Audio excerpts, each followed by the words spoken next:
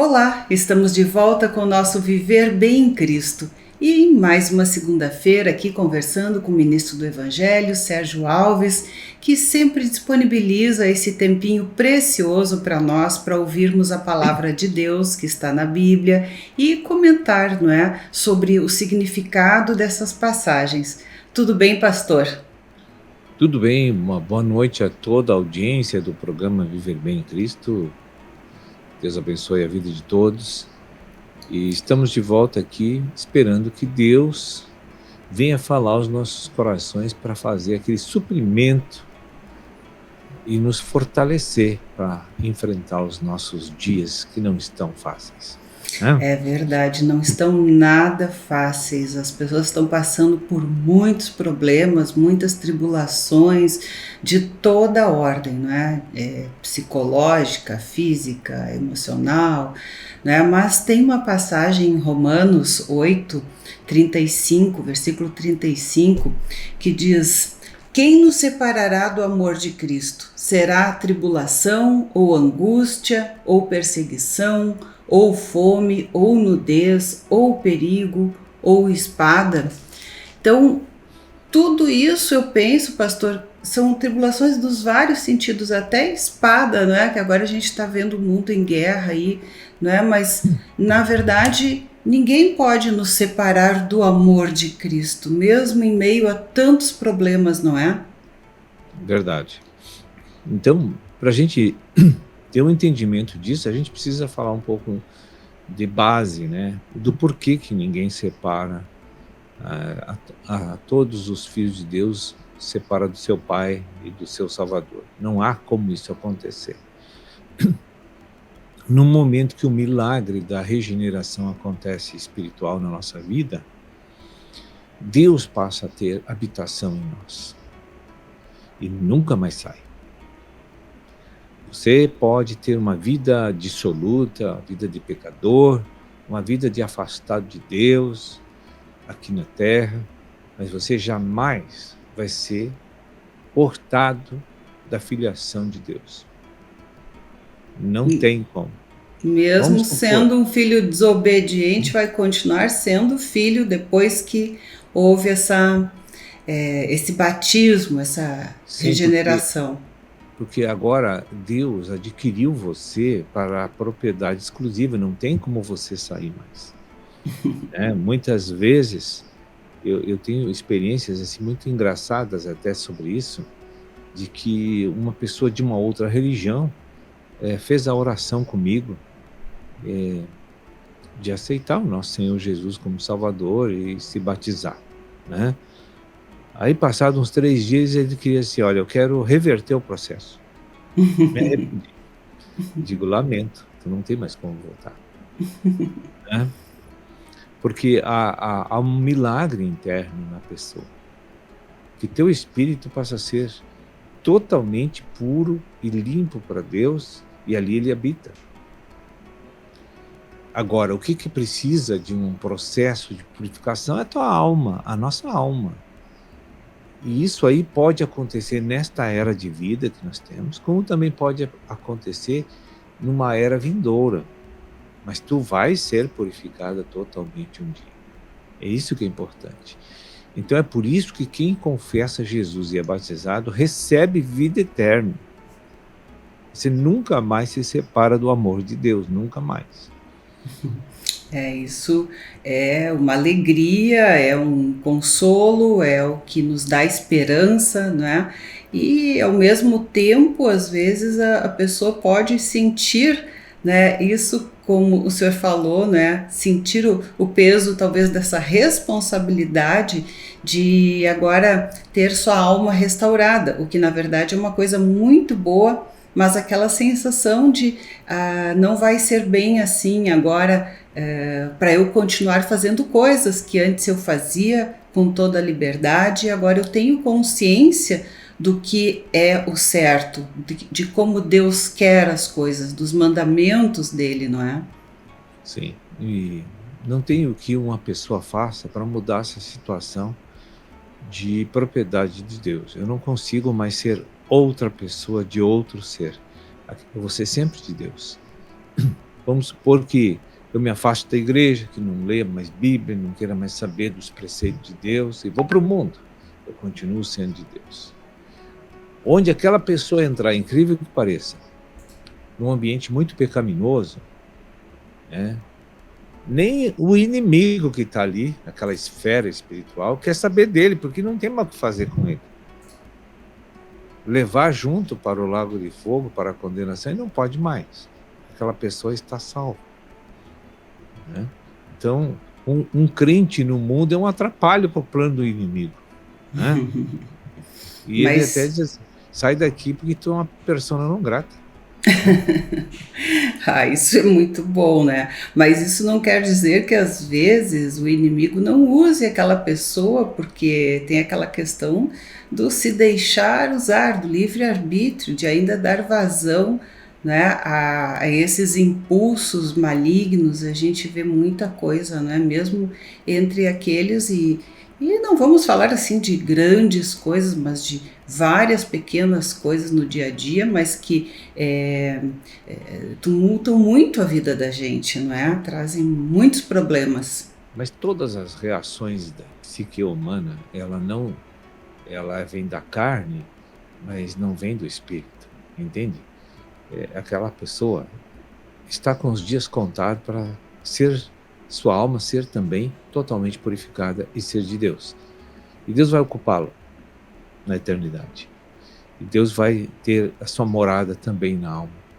Então, é uma questão de tempo.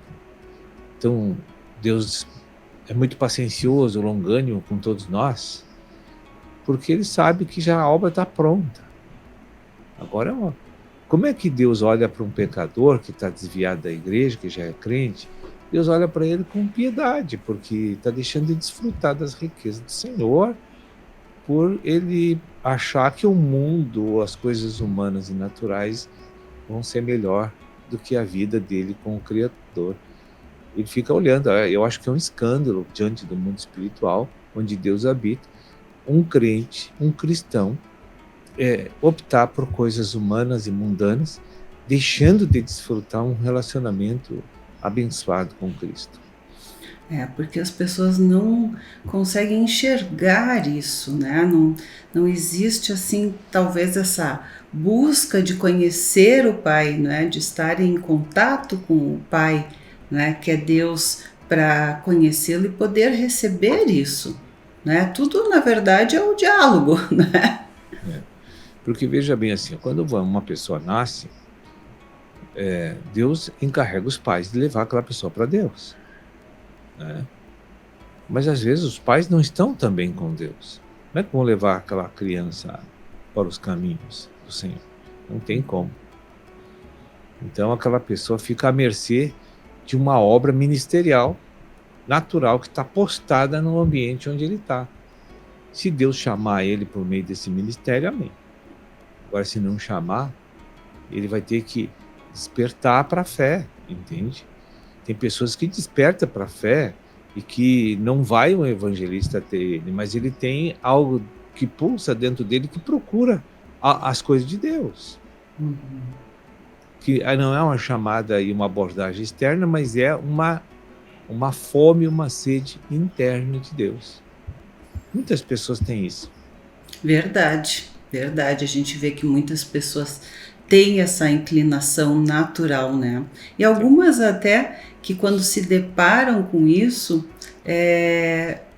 parece assim que elas dizem, poxa, eu não sabia que eu precisava tanto de Deus, né? Sente aquela empatia, aquela coisa boa, agradável, e começam a buscar Deus assim, com bastante rapidez, com bastante dedicação, né?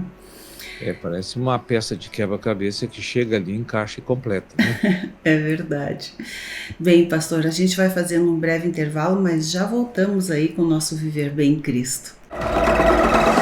Viver Bem.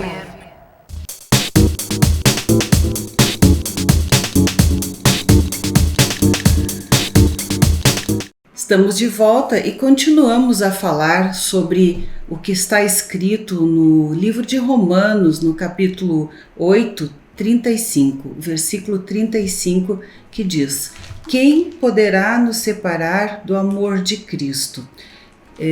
Será tribulação ou guerras, enfim, espada, tantas coisas que cita ali, não é? E nós já falamos sobre isso antes, e agora tem uma coisa que eu também queria lhe perguntar sobre a questão da depressão. A depressão pode nos separar do amor de Cristo? Porque tem pessoas assim que entram em depressão profunda, que não conseguem mais se contatar com as pessoas, né? Sim. E perdem essa ligação assim com Deus. A depressão, ela é uma tribulação humana, né? É uma luta humana que, pela fraqueza psicológica dela, de olhar para o mundo e se achar fraca de enfrentar, olhar para as pessoas, achar difícil de se relacionar, não tem força para competir, para ter sua posição econômica, financeira, social. Então, isso leva a um quadro de derrotismo subjetivo total da psique da pessoa. Então, isso, por que ocorre? Porque a pessoa, intrinsecamente em sua alma, não tem força para enfrentar as coisas difíceis e as lutas diárias, os desafios que nós temos todos os dias. Essa pessoa não tem força. Agora, por que ela não tem força? Porque nem todos nascem com essa força vital humana, né? Tem pessoas que têm um temperamento mais passivo, mais sensível. Essas pessoas estão, assim, com grande probabilidade de sucumbir diante das lutas desse mundo. Então, essas pessoas entram em depressão. E eu digo para você, se essa pessoa que entrar em depressão, eu sempre digo que cristão não tem depressão.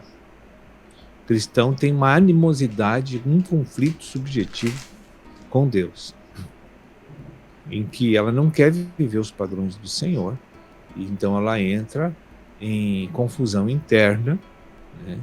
Porque ela gosta muito dos padrões naturais e não cogita, não abre o coração para viver. Então, aí dentro dessa pessoa começa um grande conflito.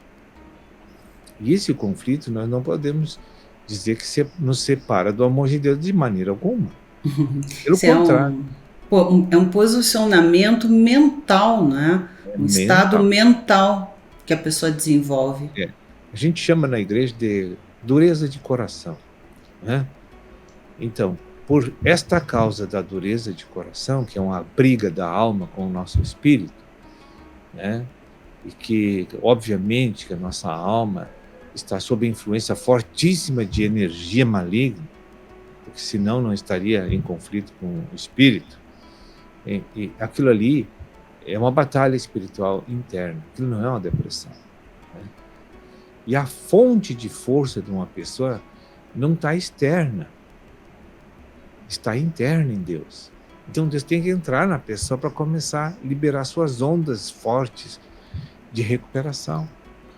Porque o espiritual é uma energia. A alma vive só de energia. E uma energia que é inteligente. Ela vem de Deus, ela é benéfica, ela é bondosa, é boa. Se vem da carne, é das trevas. Então ela se torna realmente egocêntrica e ela não é boa com ninguém. E o mundo é dominado pelo maligno, né? O Senhor me disse numa outra ocasião que nos tempos ainda antes do governar de Cristo, né? Quando vier a segunda vez na Terra, esse mundo é dominado pelo maligno. Esse mundo já está quase na mão dele. Tudo que foi profetizado por Jesus há 2000 anos atrás, e por se multiplicar a iniquidade, o amor de todos vão se esfriar. Já está chegando nesse ponto. Veja que hoje, as bandeiras que são levantadas por filosofias, por geopolítica, economia, tudo que for, tudo bate agora em duas bandeiras, a bandeira de Israel e a bandeira vermelha, né? Não tem mais outras. Procura outra para você ver. Então você tem exatamente agora um quadro que nós chamamos assim Mas só tem essas duas opções? Só essas. E Deus diz que nos últimos tempos ia aparecer quem é de Cristo e quem não é de Cristo. Definidamente gritante aos olhos de todos. Pois é, o que está se parecendo aí, não é? Está se definindo com todo esse mover aí dos últimos tempos. As coisas estão se dividindo com clareza, eu vejo. E chegou o fim. As pessoas não querem acreditar e estão sonhando com coisas que nunca vão acontecer, porque quem acredita na ciência, na tecnologia, tudo é mentira hoje, a imprensa é mentira, não tem mais nada que é verdade. Sim. Você olha a fake news aí toda hora, você sai ali daquele videozinho que está no smartphone da tua mão, você fica nervosa, você fica até desequilibrada porque viu aquele vídeo, tudo é mentira aquilo às vezes. Sim, é tudo manipulação, não é? Então hoje as pessoas perderam completamente a fonte da verdade. Pois é. Pois é. E Estão aí, sem base, estão sem chão as pessoas. por isso Jesus disse: eu sou o caminho, a verdade e a vida, né? O único caminho. Pois é, esse caminho, né, que a gente tem que buscar, pastor. Eu li um livro da editora Vento Sul, né? Tenho vários aí. Um que diz Livre-se da Depressão. Né? E eu gostei bastante, achei esse livro muito interessante e tudo que está escrito ali, né, que é retirado da Bíblia, faz muito sentido, né? E a gente vê que realmente aquilo é uma verdade. Né? A gente não consegue pôr em prática muitas vezes e é difícil as pessoas compreenderem isso, né? Porque nós temos aí as descobertas da ciência e tudo mais, né? Se sabe as alterações aí químicas que se tem, mas o nosso organismo ele é um conjunto de coisas, né? Corpo, alma e espírito, né? Então, se algum deles não estiver bem, creio que há um desequilíbrio entre todos também, porque o próprio corpo recebe a influência dessas energias que o senhor falou, que vem do espírito, né? Seja do bom ou seja do ruim, né? Do inimigo de Deus ou de Deus que é perfeito, né? Que é o bem, né? O bem total, como eu digo, assim, bem perfeito, né? Bem, pastora, não é tão simples, às vezes a gente poderia conversar muito sobre isso, né? E à primeira vista parece assim um pouco confuso, mas eu recomendo esse livro que as pessoas, né? A gente pode deixar o contato, né? Aí Editora Vento Sul. é da editora Vento Sul, né? Livre-se da Depressão. Muito interessante. Eu até digo que são 2 livros que são campeões de venda na editora. Já há mais de 10 anos, eu creio 8 anos por aí, que é A Cura Interior, que é o campeão de vendas, número 1, e depois então vem o Livre-se da Depressão, em segundo lugar. Essa cura interior é o que a gente precisa mesmo, porque quando a gente está bem na nossa alma, todo o resto está maravilhoso, não é verdade?